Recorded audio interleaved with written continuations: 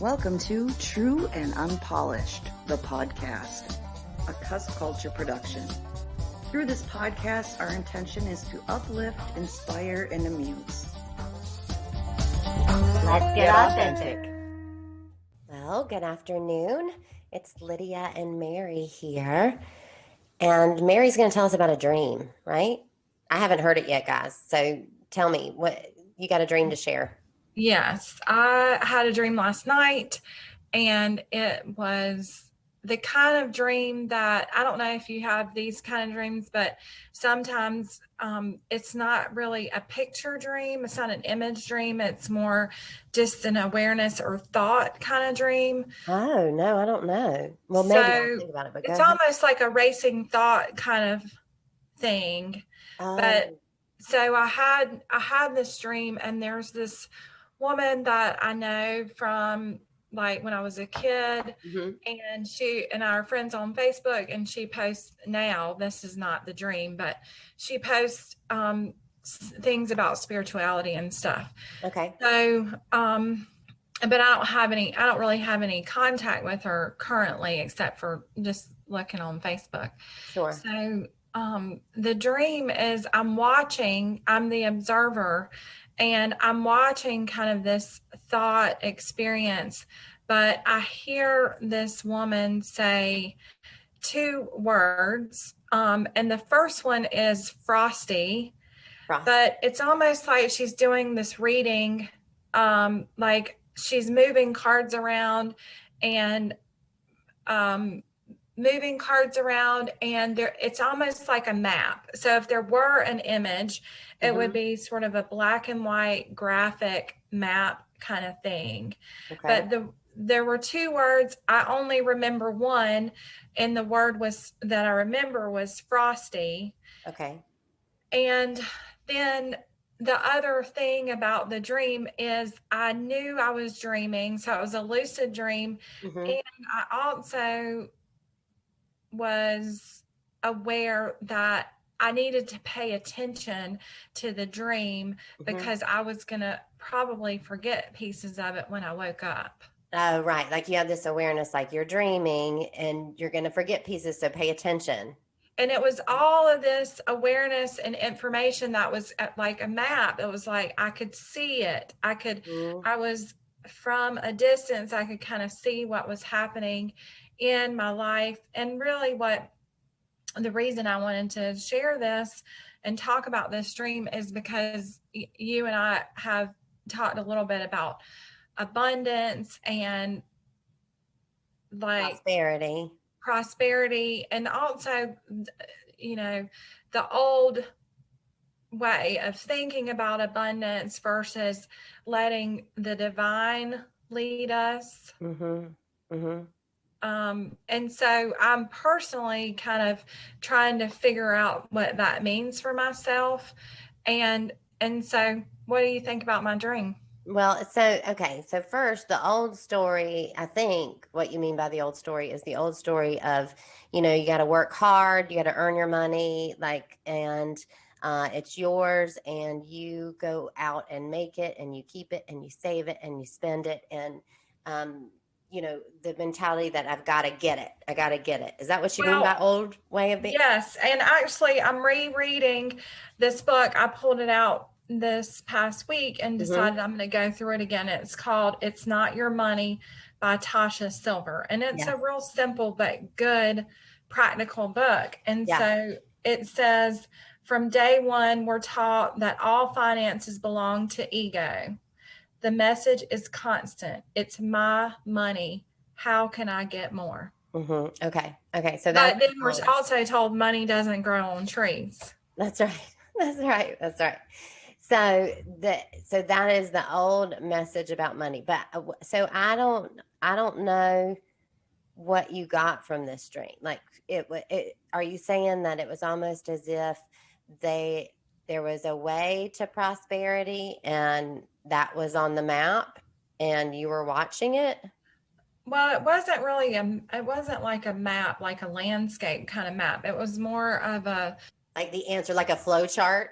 Flow chart. That's a good one. Yeah, it was more like a flow chart. And so it was more like this whole, like, just a bird's eye view of things coming together. Oh, okay. Yeah. And So so distance perspective. I've been doing a lot, I've got a lot of irons in the fire, as they would say. Yeah. So I've, as far as my work is concerned, I'm doing a lot of different things right now.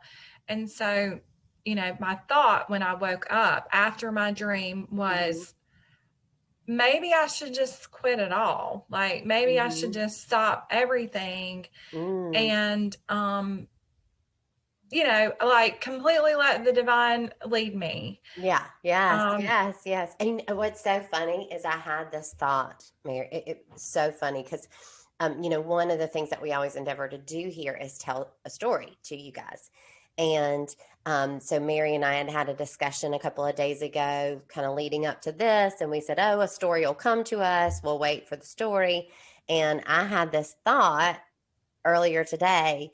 Should we share with them the Angelfish story? And then I thought, no, that's not it. But then I went, oh, I wonder if it's going to just come up. So organically, I think it just came up because what you're describing is what happened, a long time ago. And we're going to give you the short version of this. A long time ago, Mary and I came together to do a collaboration. And it was early on our conscious spiritual journey. I mean, from the day we're born, we're having our spiritual journey, but we were like consciously embodying this journey and choosing to go on it and finding out what that meant. And Mary and I, came together. We were going to have this collaboration called Angelfish Creations. And at that time, I got that awareness. Like, it was the most exciting time because finally I was going to be doing something that I was really, really excited about, because I'd always been in outside sales and it was just terrible. I hated it. And I thought, oh, good. Like, finally something that I'm really excited about. But simultaneously, I had met my husband and I had this awareness that said, you're leaving. You're going to let it all go and you're leaving. You're going.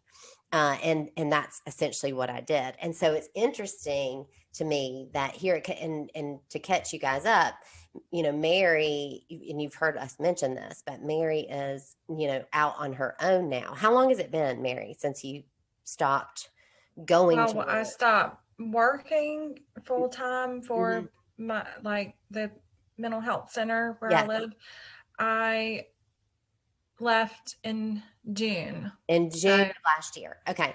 So now she is on, she's doing it. She's doing the thing that she loves. She's given the gift of her, but it's also, taking on this, it's up to me kind of mentality when you're working and starting your own business and doing it for yourself. So interesting. So your thought when you woke up was, what if I just let it all go? Yeah. Well, and I think part of that is about being curious. I mean, so here's my understanding of the way you get prosperity. And, full disclosure, everybody, I am not in $1 million house right now talking to you, having this conversation. But this is where I am with prosperity. What I know is that we get what comes to us is what we emanate, right? And so if I, feel prosperous, I just said that twice in a row, but I'm sure it was on purpose, then I'm going to get prosperity. It's going to come to me. So we get what we emanate. We get what we put out there. And it's not necessarily what we say. It's about, what we feel to be the truth, right?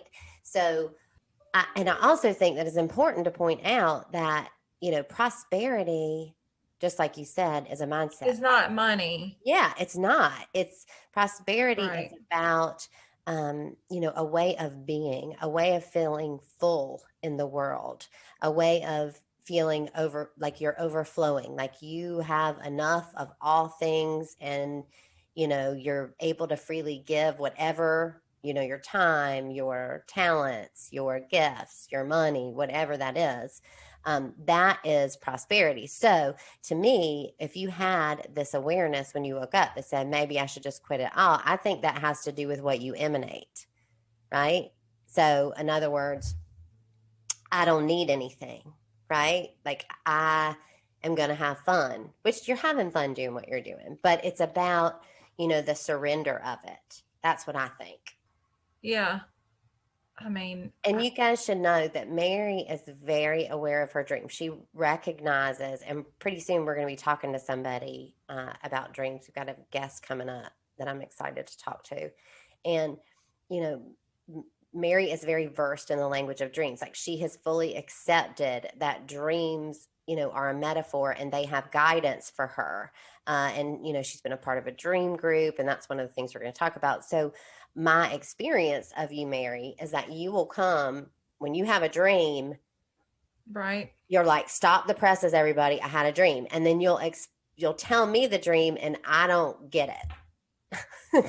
Okay. So let me break it down to you, because I actually talked with my friend Julie earlier today, and she's in my dream group. Oh, great. And we're actually working on, I'm creating these ritual kits, and I'll tell you more about those later. But Julie and I are collaborating on this project, and I'm super excited about that. But so I told her about this dream that I had, and she said, well, that's a good dream.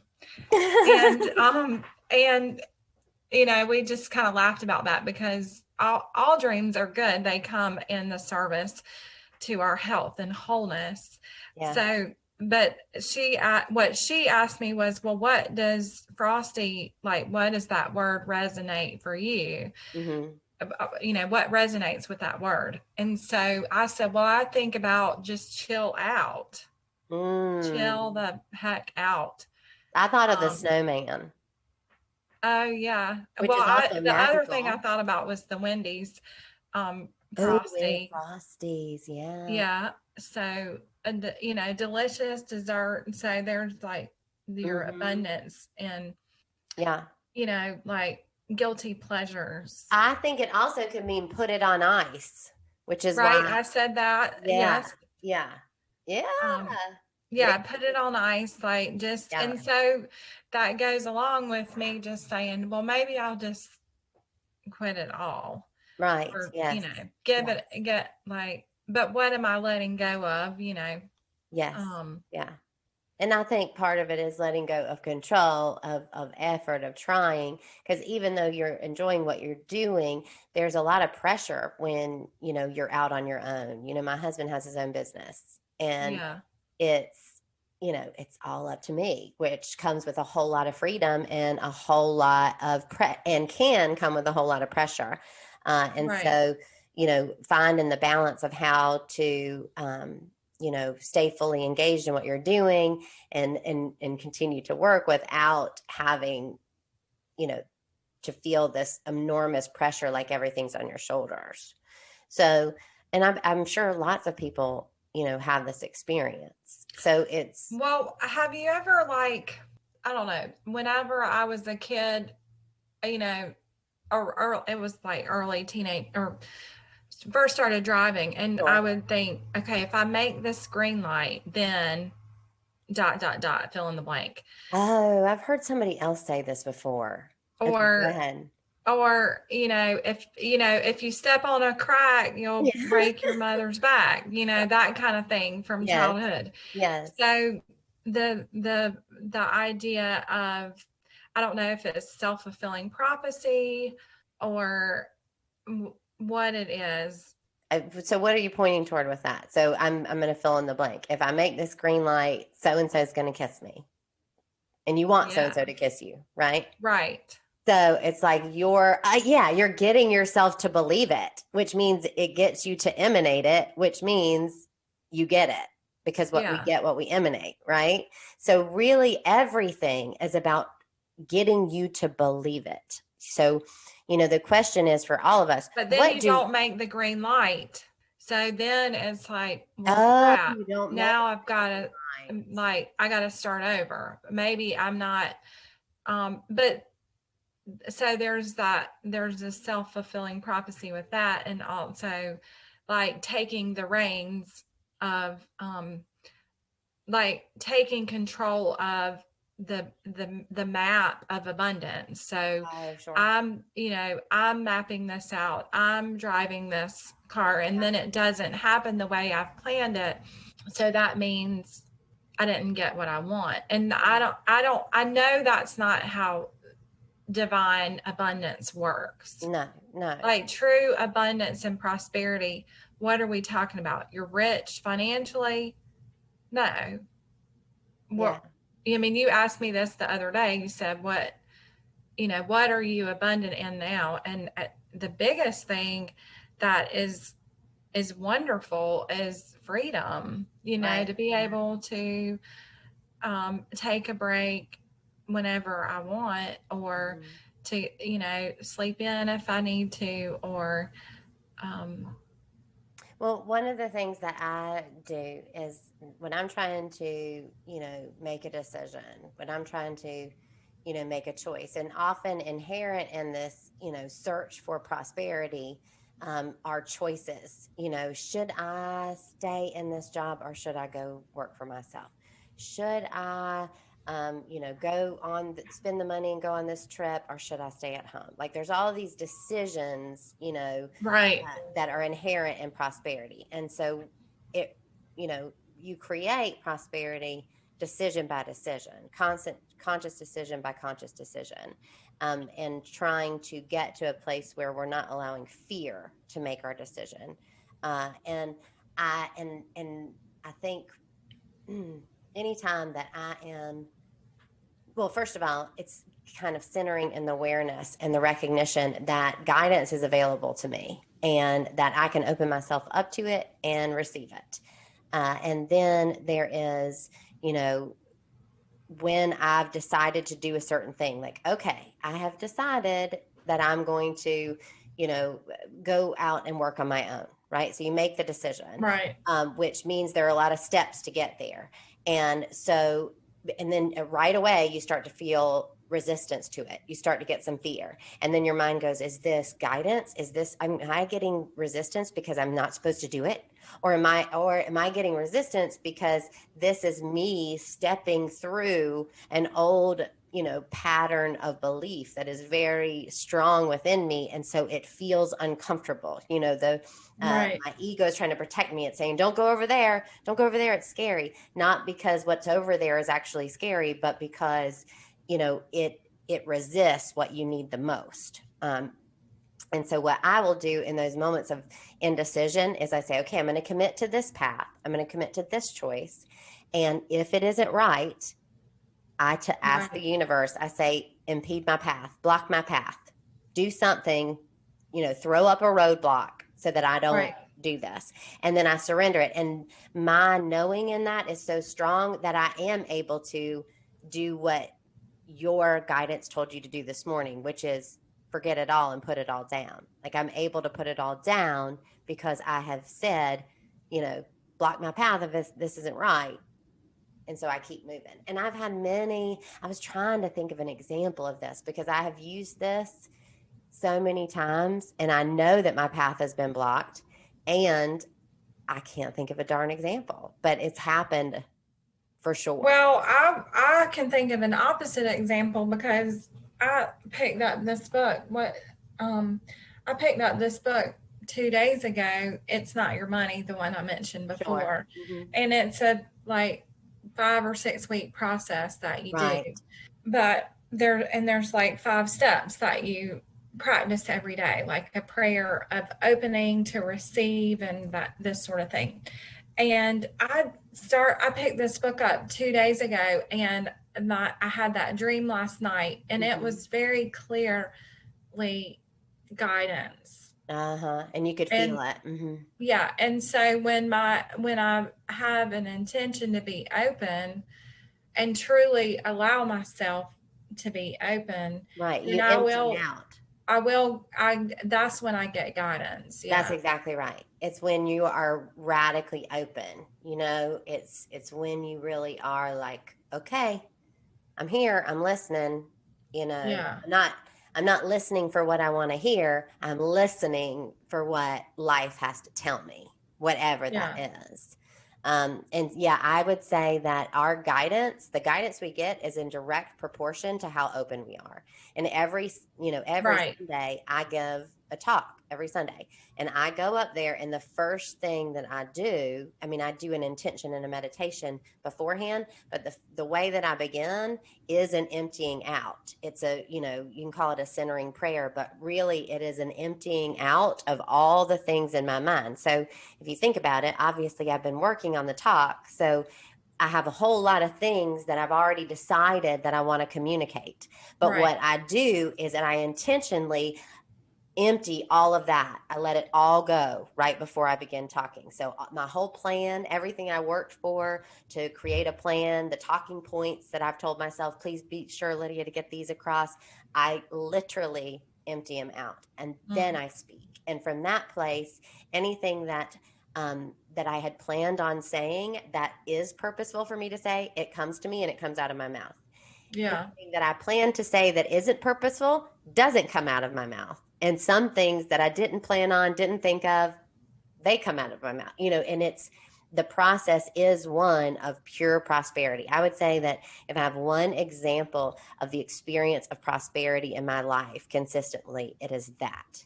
It is every single Sunday. That the words come to you the words as you need to say them. Every time. That's beautiful. Yeah. Even when I will be up until 11 on a Saturday and I'm like, I don't have anything. And then in the morning I'm like, oh no. And I have this awareness that it all hasn't fallen into place yet. Or I'll have like this amorphous plan where it's like, here's one idea and here's another one in this corner that had nothing to do with each other, but here they are. And it feels like they're both supposed to be important. Even then, even right up to the very moment, it's crazy. And I've even had one talk where I went up and I got up there and I said, I don't want to do this, but I got a knowing that I was supposed to have zero plan for what I'm going to say. Zero idea, zero plan, none of it. And how did that go? I don't know. I'm totally blacked out with fear, so I don't know. I think it went really well. And honestly, in the end, some of the feedback I got was it was a great example. It was a great modeling of faith. Like, here's what you do. This is what trust looks like. This is what trust in the universe in practice looks like. Yeah. So that's the thing, Mare. It's what you putting down, sister friend? Yes. I'm putting down, I don't really know the answer, but are you asking me literally what I'm going to stop doing? No, I think actually that was the wrong question. I'm asking, are you open? Like, do you feel empty? Well, that, I don't know if you remember this, but I chose a word for this year, and it's open. Open. And I hate the word. I do. Yes. Oh, but I'm open to being open, as you say. So, honestly, Mary, I really think that's it. I think this is about you asking you the question and opening your mind to the answer. What do I need to empty out?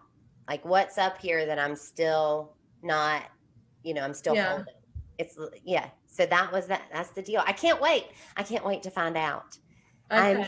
Thank you for sharing your dream with us. And in closing, I'll just say to everybody, if we can embrace, one of the things Mary's taught me is, through the language of dreams, if I can embrace that all of my life is actually a dream, and embrace what is the metaphor, like what is it trying to say to me? Like right now I'm holding a coffee cup.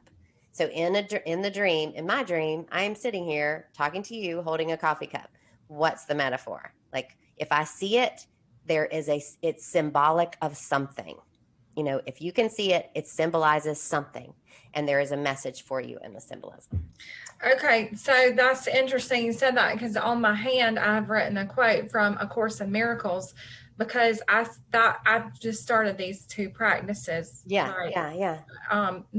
This week, and these are things I've done in the past, and I've just gone back to them this week because they worked for me before. But the statement, the meditation for today is, this thought about whatever that I'm having, this thought about that coffee cup does not mean anything. They are like the things I see here. So this thought about money does not mean anything. It's just like this coffee cup that I see here. Yes, exactly. I mean, and what that practice is right there from A Course in Miracles is an emptying. Right. It's an erasing. It's like erasing. But it's funny that I have that on my hand right now. And what else is funny, here's another synchronicity, is that yesterday I saw your live video, and often I don't see them live because I'm not on Facebook, but I happened to be at that time, and I saw your live video, and I saw that you had something written in your hand, and I wanted to type in there what's written in your hand. I thought, was that what was written in your hand yesterday? Well, it was a different meditation from A Course in Miracles. Yes. So I knew intuitively. See, don't y'all love this? This is synchronicity. This is fun. So fun. Well, thank you, everybody, for listening. We are so grateful that you're continuing to listen to us. And guys, get excited, because we have some really exciting episodes coming up. Really exciting. You're going to, you may or may not be meeting soon the Southeast #1 regional fan and the Northeast #1 regional fan. You may or may not be meeting them very soon. All right, everybody. You've been listening to True and Unpolished, the podcast. Let's see what happens next.